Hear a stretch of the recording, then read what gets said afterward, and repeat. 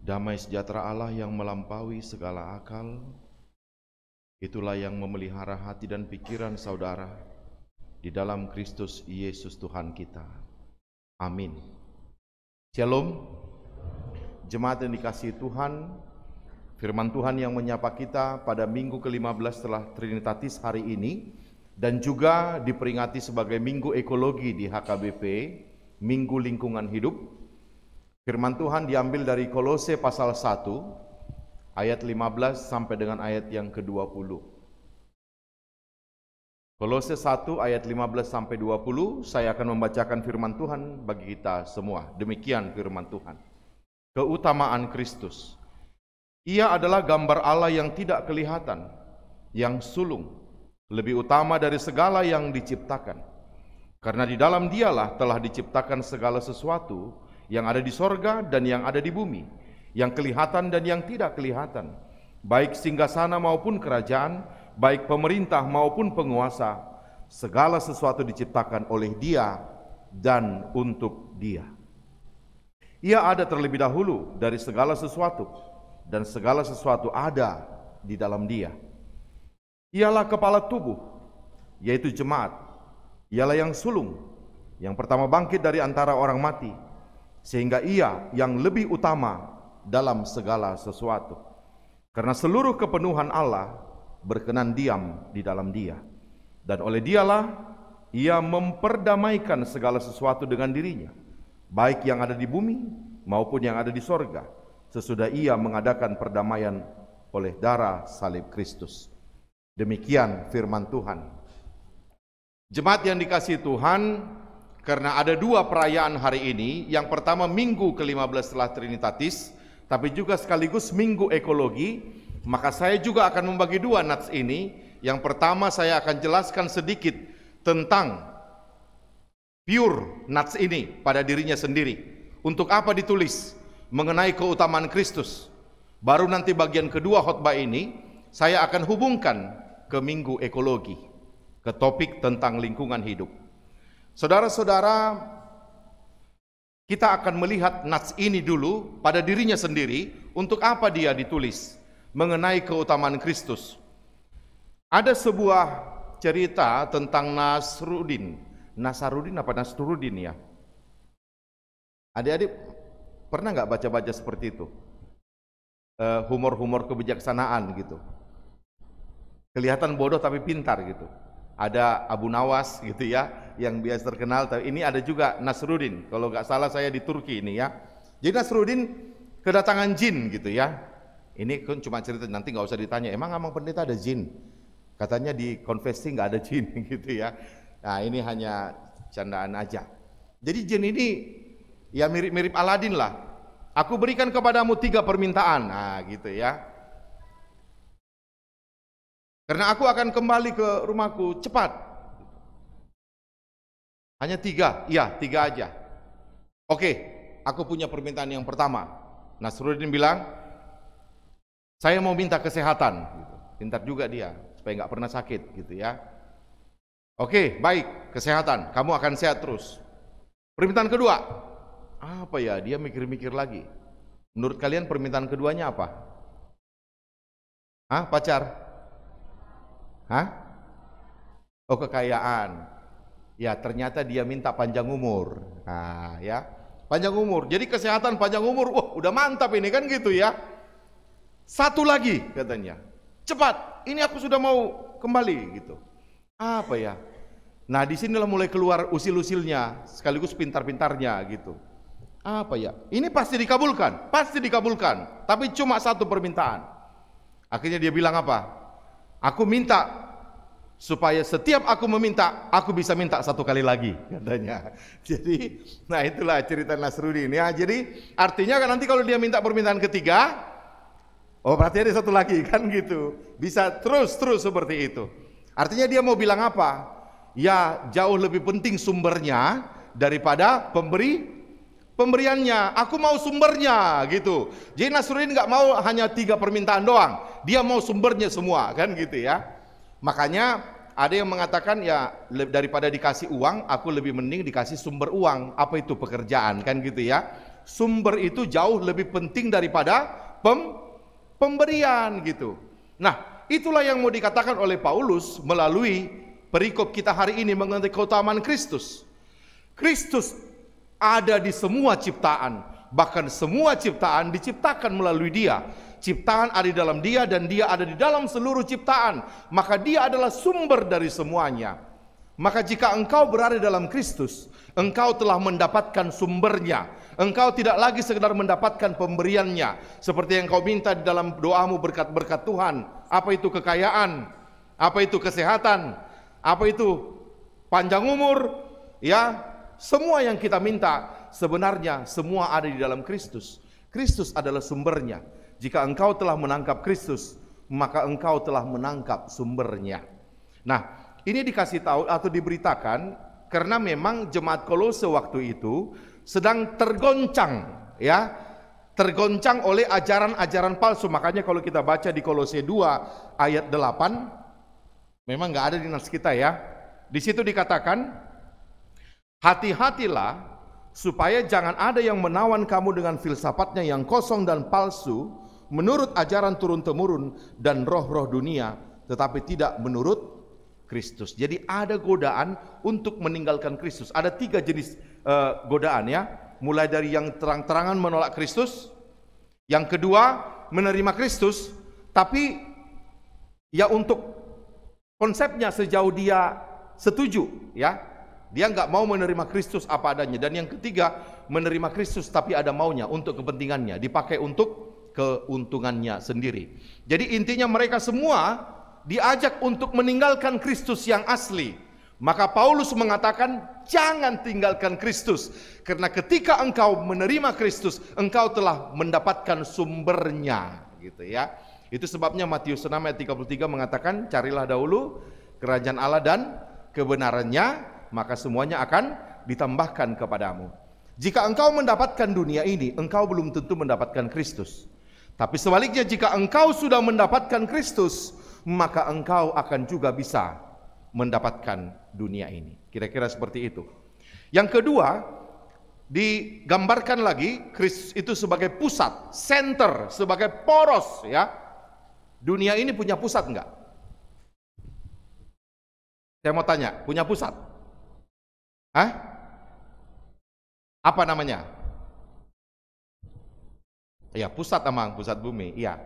Dunia ini punya pusat, pusat bumi, poros bumi, ya. Siapa yang tahu? Dia diameternya berapa besar pusat bumi ini? Hah? Ada yang tahu? Jawabnya 1200 km. Itulah besarnya pusat bumi ini, diameternya ya. Jadi lapisan terdalam dari bumi itu disebut pusat bumi. 1200 km. 1200 km itu dari mana ke mana? Jangan bilang dari Bonang ke Kodia ya. Itu mah cuma 3 km. 1200 km. Dari sini sampai ke Lombok. Atau dari sini sampai ke Rantau Prapat. Itulah 1200 km.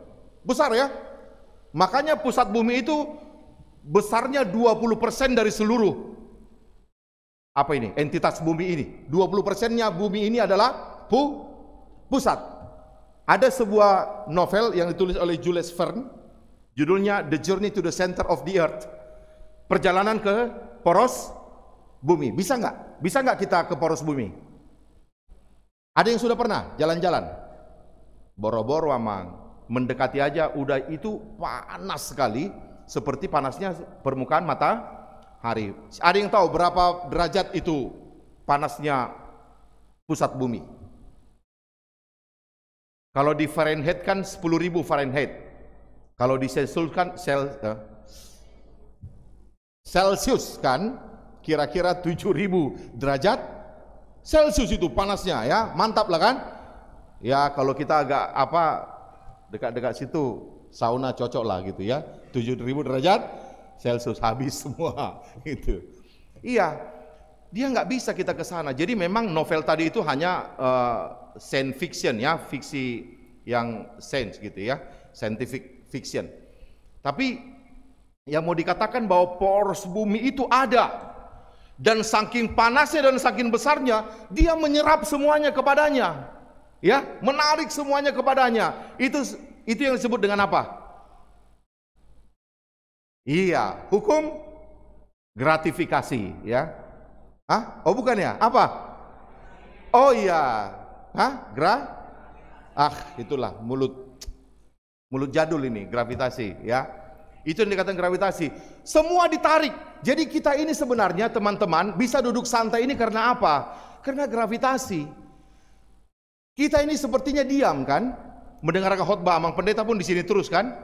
Tapi sebenarnya kita ini sedang bergerak, bumi sedang bergerak. Saking kencangnya pergerakan bumi ini, dari satu tempat ini, kita bisa ke sini lagi besok, itu cuma 24 jam. Jadi kita di sini besok jam 6, ya, kita akan diputar ke tempat Amerika dulu kan gitu ya. Bumi ini berputar. Saking kencangnya perputarannya, kita besok ada di kondisi ini, posisi ini lagi gitu. Hanya 24 jam. Coba kalau kalian pergi dulu ke Sumatera. Naik mobil, berapa lama? Padahal cuma 1800 km, berapa lama? 2 hari 2 malam. Tapi bumi ini bisa mengelilingi dirinya sendiri hanya dalam waktu 24 jam. Siapa yang bisa tahu kecepatan kita sedang berputar ini berapa kilometer per jam?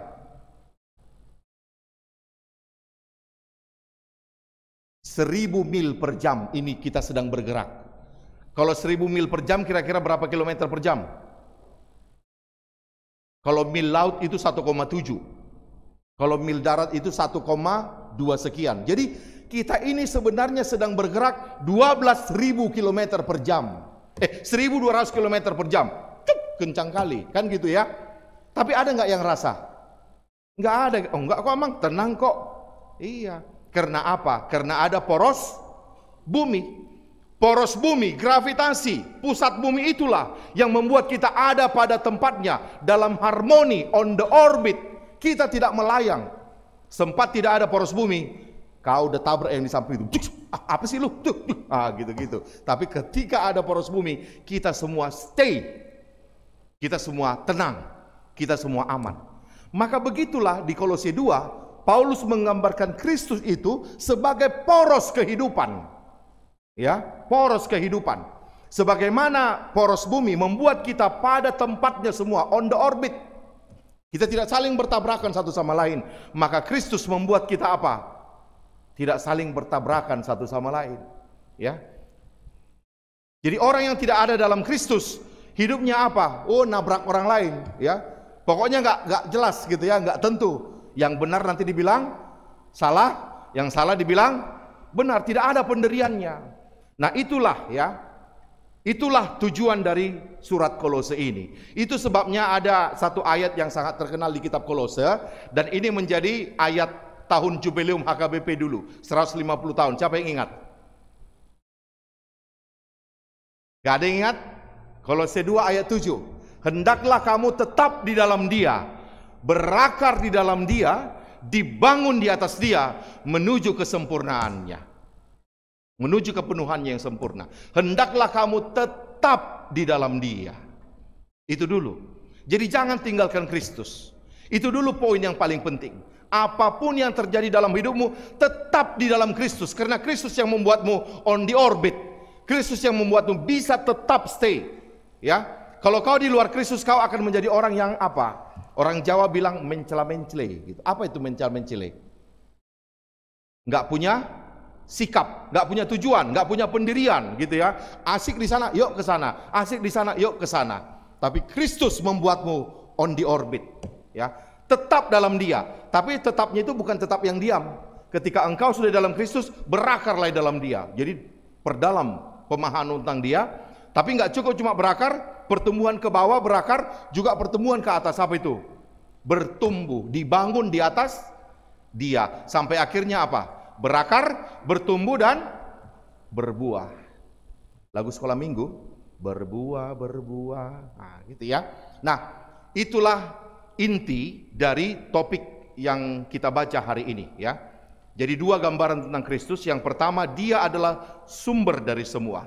Jika engkau telah ada dalam Kristus, engkau telah menangkap sumbernya. Dan yang kedua, Dia adalah poros dari kehidupan, pusat dari kehidupan, gravitasi dari kehidupan. Jika engkau ada dalam Kristus, engkau tidak akan menjadi orang yang apa? Yang tidak punya pendirian.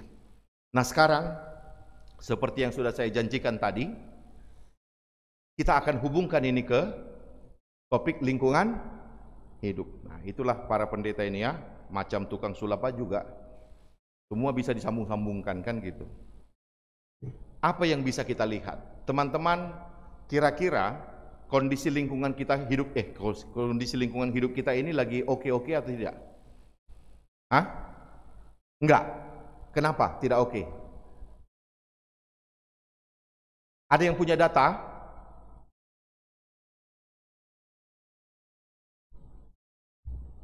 Dan kita harus based on data gitu ya.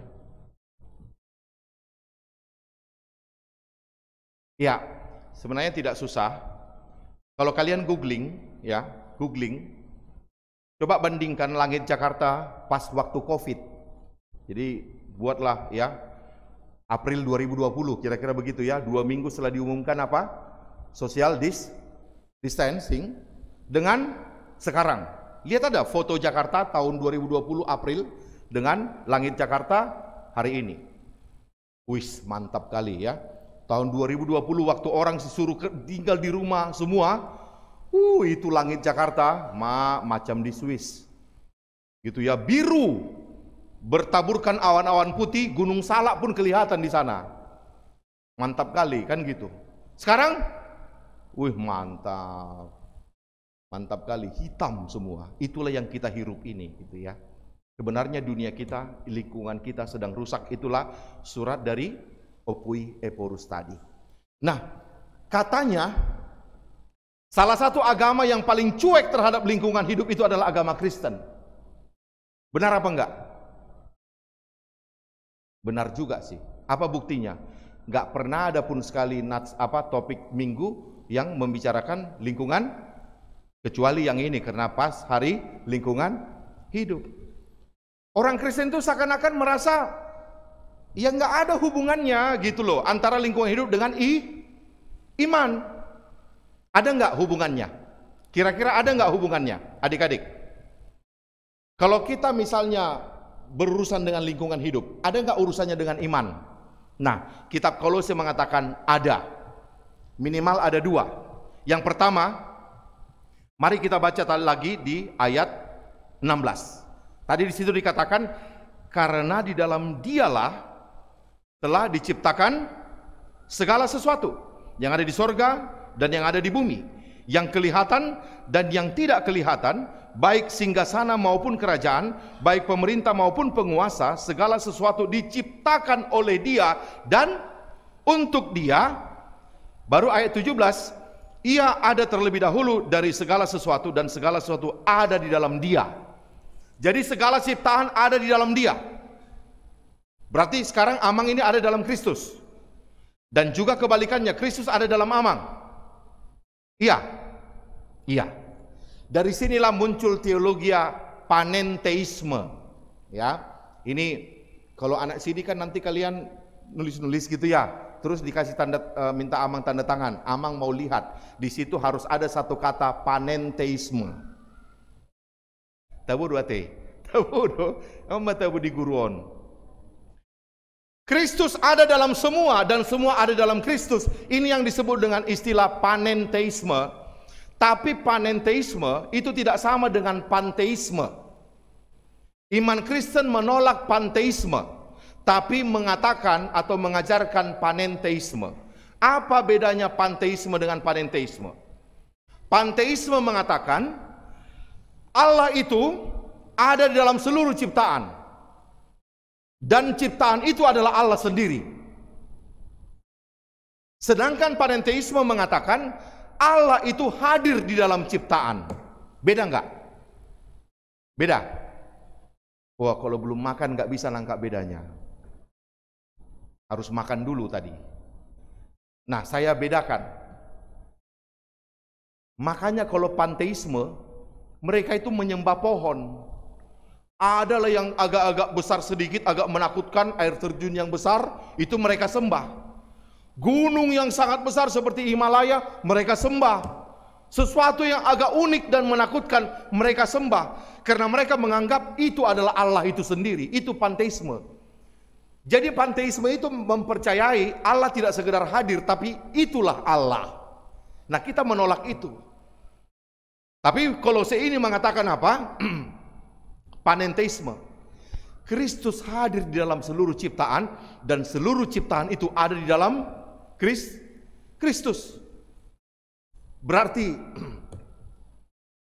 teman-teman, siapa di sini yang pernah buang sampah di altar? Di altar gereja? Siapa? Amang yakin memang gak akan ada yang berani. Iya kan? Kenapa kalian tidak berani buang sampah di altar gereja ini? Hah? Kenapa? Ya itu kan rumah Tuhan, ada Tuhan di situ. Kami pijaknya aja gak takut, Amang. Kan gitu. Itu tempat Tuhan gitu. Nah, kalau kita takut buang sampah di sini, apa bedanya kita buang sampah di luar sana? Karena panenteisme mengatakan Kristus hadir dan Dia ada di seluruh ciptaan. Sebagaimana ciptaan itu juga ada di dalam Kristus. Jadi ketika kita keluar sana, tanah di mana kita pijak, itu Kristus hadir di situ. Dan itu adalah altar Kristus juga, sebagaimana kita ada di gereja ini. Nah, kalau kita tidak berani membuang sampah di sini, kenapa kita gampang saja membuang sampah kita di luar? Itulah yang dimudahkan oleh Kolose 1 ayat 16 sampai 17. Tapi bedakan panenteisme dengan panteisme. Kita tidak mengakui bahwa ya tanah itu Tuhan, tidak. Tapi tanah itu hadir Tuhan di situ. Ibarat Amang ini. Sekarang di dalam diri Amang ada Kristus enggak? Menurut Kolose 1 ada. Tapi pertanyaannya, Amang pendeta Kristus enggak? Oh tidak. Kristus hadir dalam diriku, tapi aku bukan Kristus. Itulah beda panteisme dengan panenteisme. Kolose 1 adalah panenteisme. Alam itu bukan Kristus, tapi Kristus hadir di dalam alam. Jadi sebagaimana kita melihat Kristus hadir di gereja ini, dan kita kalau masuk gereja masih ada rasa hormat, rasa tunduk, sebenarnya harus begitu juga terhadap lingkungan. Maka siapa di sini yang rumahnya banyak tanaman-tanaman? Siapa? Coba. Mantap. Amang bisa minta enggak nanti? Oh, boleh ya. Nah, teman-teman, dari Kolose 1 ayat 16 ini mau dikatakan apa? Ketika engkau menumbuhkan tanaman-tanaman di rumahmu, sebenarnya engkau sedang mendirikan altar Kristus juga. Karena Kristus hadir di seluruh ciptaan. Engkau sedang menghadirkan altar seperti di gereja ini. Sementara ini benda mati ini. Kristus ada di setiap itu. Dan Dia juga hadir di situ untuk memberi. Makanya kita mengatakan apa? Tanamlah, tanam tanaman. Itu menghadirkan oksigen, tapi selain oksigen juga menghadirkan altar Kristus di situ. Makanya siapa bilang lingkungan hidup tidak berhubungan dengan iman? Di mana ada Kristus, di situ ada iman. Dan hanya iman yang membuat kita menangkap Kristus. Maka omong kosong, saudara-saudara, sorry ya, saya pakai istilah omong kosong, tapi ini agak keras. Ketika kita bisa hormat kepada Tuhan di sini, tapi kita tidak bisa menghormat Tuhan di luar sana, itu omong kosong. Coba baca Roma 1 ayat 20. Ya. Ini buka-buka Alkitab lah kita ya. Roma 1 ayat 20. Ada yang bawa Alkitab? Apa dikatakan di situ? Sebab apa yang tidak nampak daripadanya, yaitu kekuatannya yang kekal dan keilahiannya. Ya, siapa di sini yang pernah melihat Tuhan? Siapa yang pernah melihat Tuhan? Adik pernah? Pernah lihat Allah? Enggak pernah. Makanya dikatakan apa yang tidak nampak, ya, semua tentang Allah itu, kekuatannya yang kekal, keilahiannya yang tidak tampak, dapat nampak kepada pikiran dari karyanya sejak dunia diciptakan. Jadi Allah yang tidak nampak itu bisa kita lihat. Caranya apa? Dari dunia yang diciptakan. Jadi mau dikatakan itulah, kalau kau melihat Allah itu, lihatlah ciptaannya itu. Makanya kita menyanyi, dancing my soul, my Savior God to thee. Tapi jarang ya, bangunnya aja pun udah jam 6, udah terlambat, langsung lihat handphone dulu, baru nikmati dulu. berikan kepadamu kontemplasi untuk menghayati Tuhan dari lingkungan sekitar ini. Itu yang pertama ya. Jadi orang Kristen cuek sekali sama lingkungan hidup karena dia merasa tidak ada hubungan antara lingkungan hidup dengan iman. Tapi Kolose 1 ini mengatakan apa? Panenteisme. Kristus hadir di dalam seluruh ciptaan dan seluruh ciptaan ada di dalam Dia. Dan yang kedua, hubungan antara lingkungan hidup dengan iman kita apa? Perhatikan saudara-saudara. Ini Amang langsung aja cepat-cepat. Ketika Tuhan pertama sekali sudah menciptakan dunia ini, sudah selesai. Baru setelah diciptakan dunia ini dan semua baik, Tuhan memberkati manusia, ya. Dan itulah berkat pertama sekali yang disampaikan Allah kepada manusia. Kejadian 1 ayat 28. Apa isinya? Beranak cuculah dan bertambah banyaklah dan penuhilah bumi dan kuasai dan peliharalah bumi. Jadi berkat Tuhan itu tidak pernah ternyata untuk diri kita. Kita yang diberkati, tapi tujuannya apa? Bumi. Peliharalah bumi. Udah? Benar? Kejadian 1 ayat 28 ya. Ketika Tuhan memberkati kita, tujuannya adalah bumi. Nah, sekarang kebalikannya. Ketika manusia melakukan dosa dan akhirnya Tuhan menghukum manusia, yang dihukum siapa? Coba buka Kejadian 3 ayat 17. Kejadian 3 ayat 17. Ketika Adam melakukan dosa dan Tuhan datang dan Tuhan menghukum Adam, yang dihukum apa? Kejadian 3 ayat 17. Apa? Hah? Terkutuklah tanah. Bayangkan, terkutuklah tanah. Bukan Adam yang dihukum. Adam yang melakukan dosa, tapi ketika Tuhan datang, Tuhan tidak menghukum Adam, tapi Tuhan langsung menghukum siapa? Tanah. Apa hubungannya Adam dengan tanah? Tapi itulah, suka tidak suka, bahwa sejak awal Tuhan sudah membuat kita sinkron dengan alam ini. Tugas kita adalah ada untuk memelihara alam ini. Kalau Amang tanya, untuk apa manusia diciptakan Tuhan? Jangan bilang untuk memuji nama Tuhan. Enggak salah, tapi kurang tepat. Karena apa? Ya karena memang memuji Tuhan bukan untuk manusia aja, ya kan? Tadi perhatikan gak epistel? Hai penduduk surga, malaikat-malaikat, pujilah Tuhan. Hai gunung es, pujilah Tuhan. Hai salju, pujilah Tuhan. Hai gunung, pujilah. Semua disuruh memuji Tuhan. Manusia juga disuruh memuji Tuhan. Jadi kalau ditanya apa spesifik manusia, bukan memuji Tuhan, karena yang lain juga memuji Tuhan, ya. Itu ibarat gini. Apa fungsi spesifik dari komputer? Jangan bilang untuk memudahkan manusia. Pisau pun memudahkan manusia, pulpen pun memudahkan manusia, mobil pun memudahkan manusia. Jadi itu bukan fungsi spesifik dari komputer. Kalau begitu fungsi spesifik dari komputer apa? Alusima, yang hanya komputer yang punya, gitu ya, punya fungsi itu. Sama juga kita manusia. Kalau ditanya apa fungsi spesifik dari manusia yang membuat kita menjadi manusia, jawabnya adalah memelihara alam. Itulah yang membuat kita menjadi manusia, karena hanya kepada kitalah diberikan tugas itu. Makanya kita cuma disuruh ke gereja ini sekali dalam 7 hari. Cuma 1 hari, dan itu pun 2 jam aja. Sisanya apa? Pergilah kau di dunia ini, kerjakanlah, peliharalah 6 hari kau di situ. Karena itulah tugasmu yang sebenarnya, bukan menyembah aku. Menyembah aku memang iya, tapi semua juga menyembah aku. Jadi bukit menyembah Tuhan dengan cara menjadi bukit.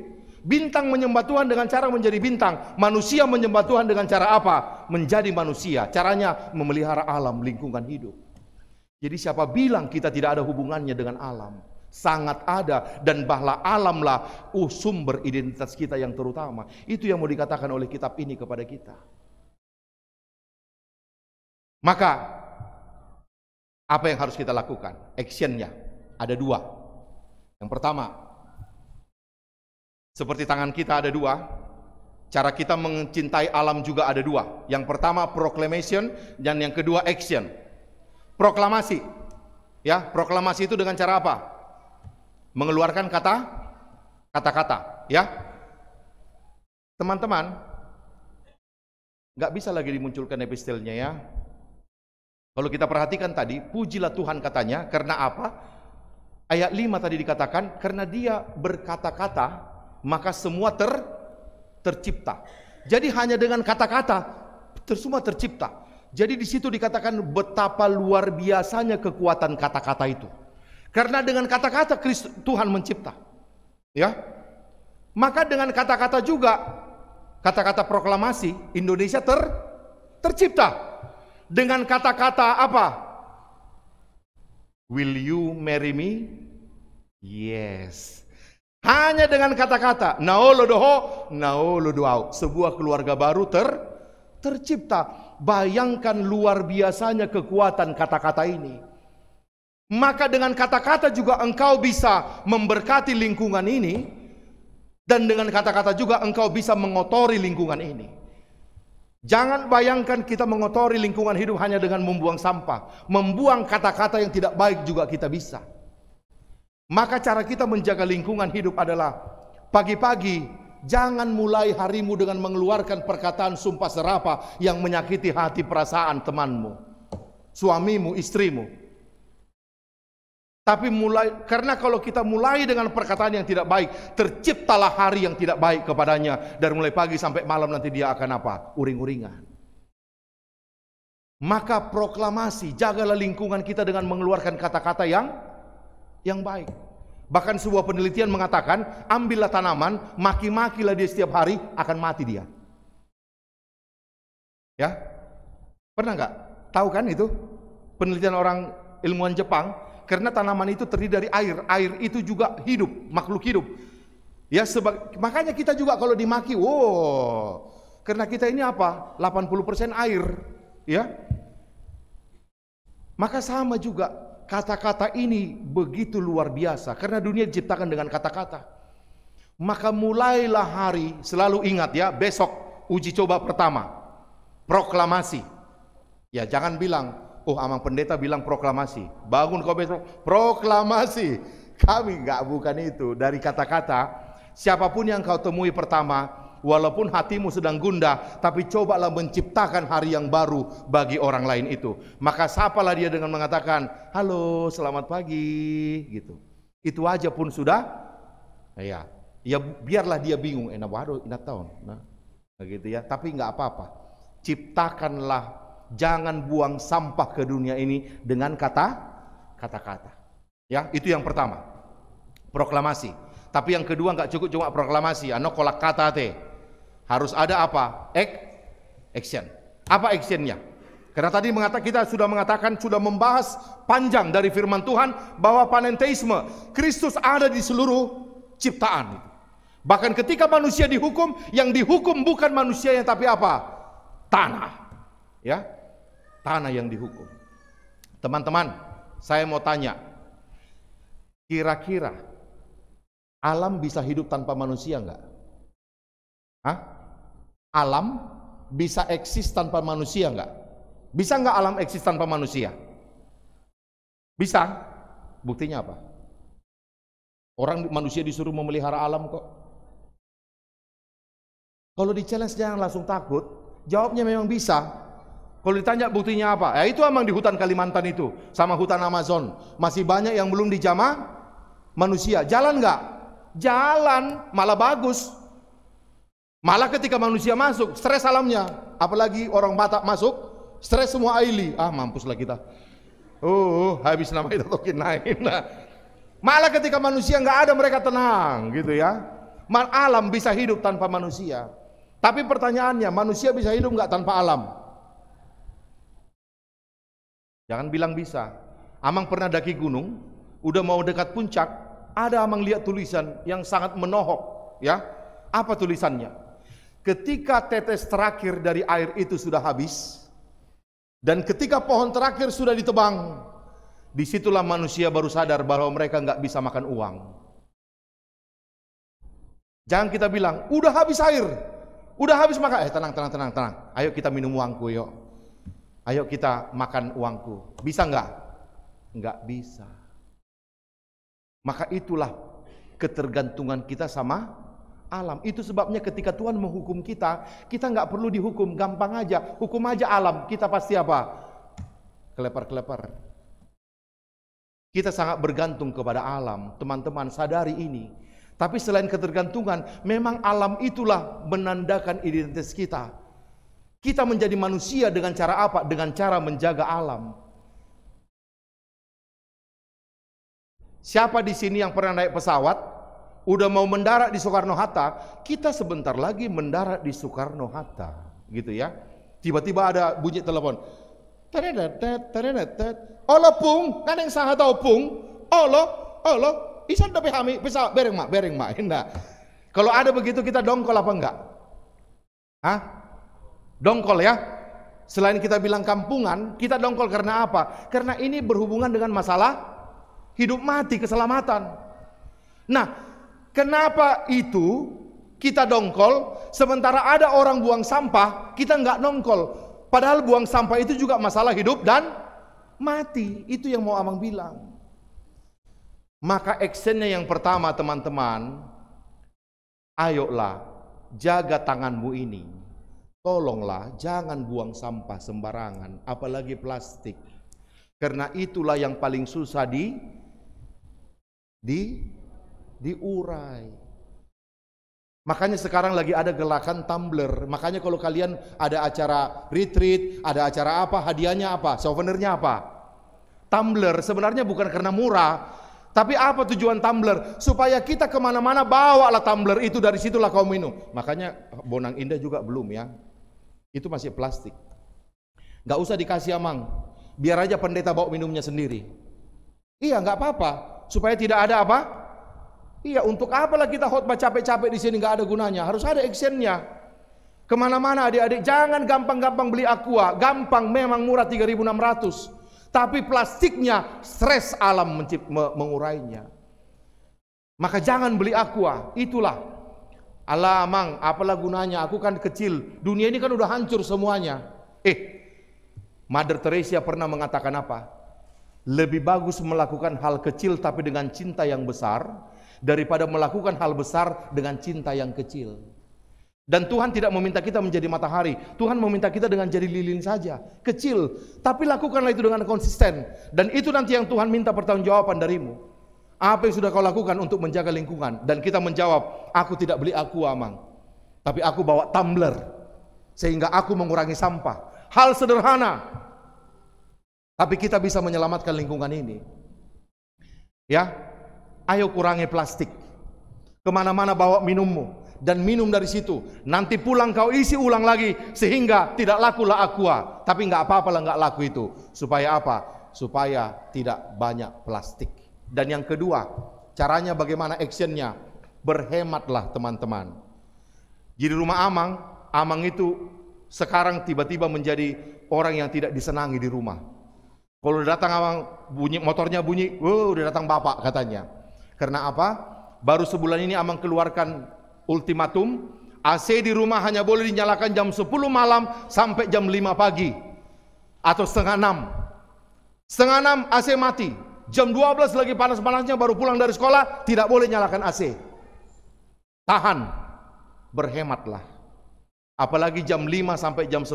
Jam 5 sore sampai jam 10 malam, disitulah bumi ini banyak-banyaknya memakai energi. Kalau bisa, matikan lampu. Keluar dari kamar mandi, matikan lampu. Biasakan hal kecil itu bisa menyelamatkan dunia ini.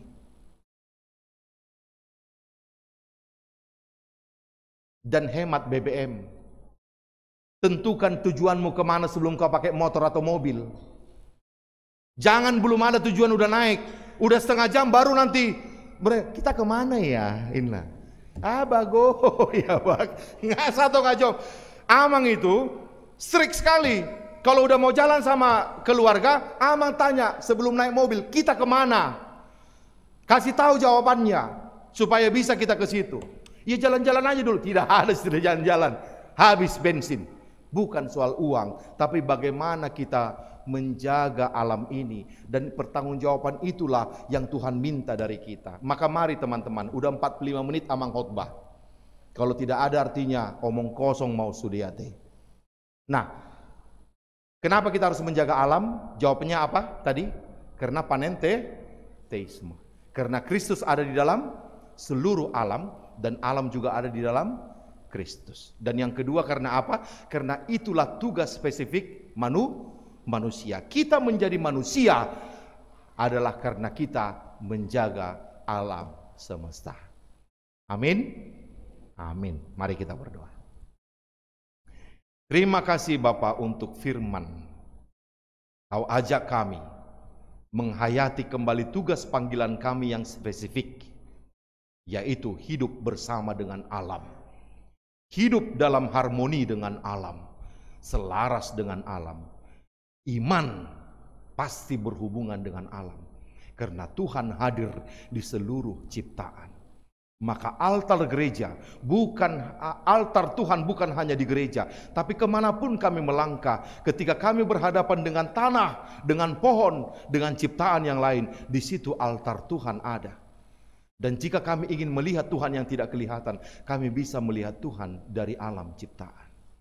Maka ajar kami untuk proklamasi dan juga aksi, mengucapkan kata-kata yang membangun setiap hari, karena dengan kata-kata yang baik terciptalah kehidupan.